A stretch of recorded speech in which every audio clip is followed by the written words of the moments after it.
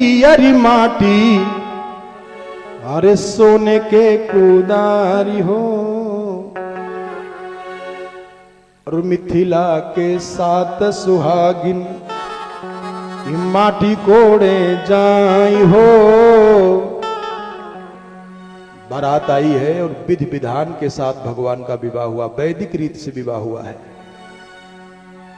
जैसे वेद मंत्र में वर्णन है उस प्रकार से भगवान का जानकी जी के साथ में विवाह हुआ, लक्ष्मण भैया का उर्मिला जी के साथ में विवाह हुआ, भरत भैया का मांडवी जी के साथ में विवाह हुआ, और शत्रुघ्न लाल जी का श्रुतकीर्ति के साथ में वैदिक रीत से विवाह हुआ।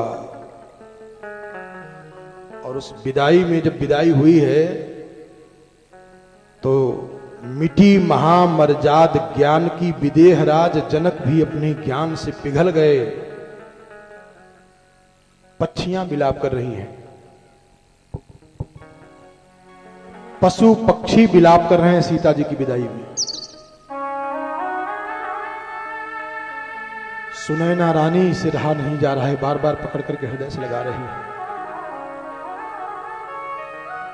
विदेहराज जनक जब आंख से अश्रुपात करते हुए आए हैं, जब अयोध्या से समाचार दिया गया कि अब हम लोग जाना चाह रहे हैं, बारात जाएगी,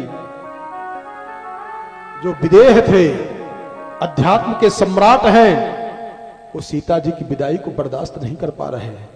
उनकी भी आंख से अश्रुपात हो रहा है। और जब आगे बढ़े हैं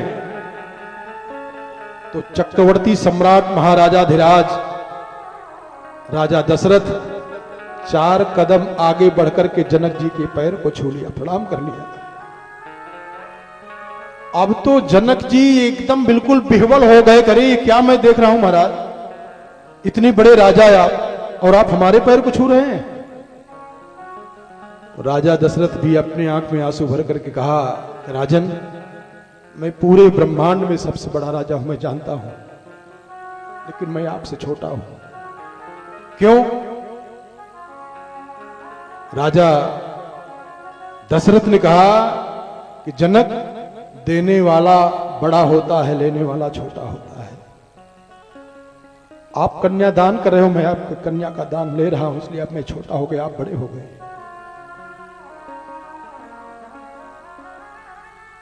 सीता जी की विदाई में जैसे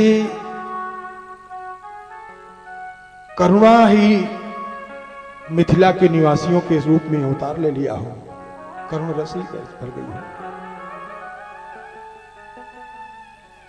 और जितनी सीता जी की सखियां हैं वो सखियां सीता जी को प्रणाम कर रही हैं।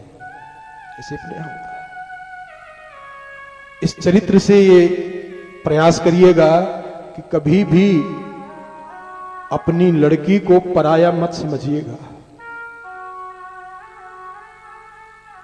एक घटना याद आ गई, अभी बता दे रहा हूं।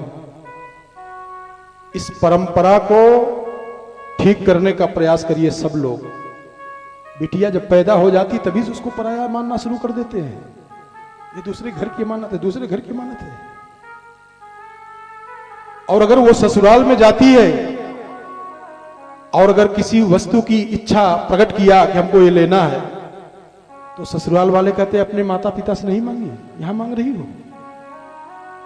ये उसका घर वहां बता रहे हैं और वो उसका घर वहां बता रहे हैं। ऐसी भूल कभी नहीं करना चाहिए, ध्यान दें। एक दंपति ने, पति पत्नी ने बिना सत्संग किए, बिना कथा सुने लौकिक दृष्टि का प्रयोग किया और अपने जान में अच्छे परिवार में उस लड़की का विवाह किया। धनी तो थे वो लोग, लेकिन स्वभाव के गरीब थे, दरिद्र थे, इतने दुष्ट रहे, उसकी दुष्टता को कन्या लड़की बर्दाश्त नहीं कर पाई और आत्महत्या करके मर जाती है। आग लगा करके जल के मर जाती है। और जब वो लड़की की लाश आती है माता पिता के पास, तब माता पिता का हृदय फटने लगता है। ये हमारी गलती है, मैंने दुष्ट परिवार में विवाह किया।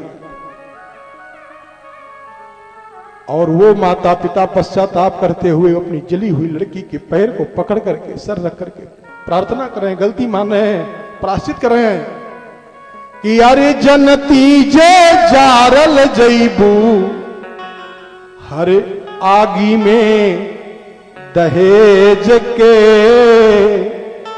बिटिया हमसे बहुत बड़ी भूल हुई, हमने परिवार के सदस्यों के स्वभाव को नहीं जान पाया, बस वैभव को देख करके विवाह कर दिया। और इतने धन के लोभी ये दशा हो गई।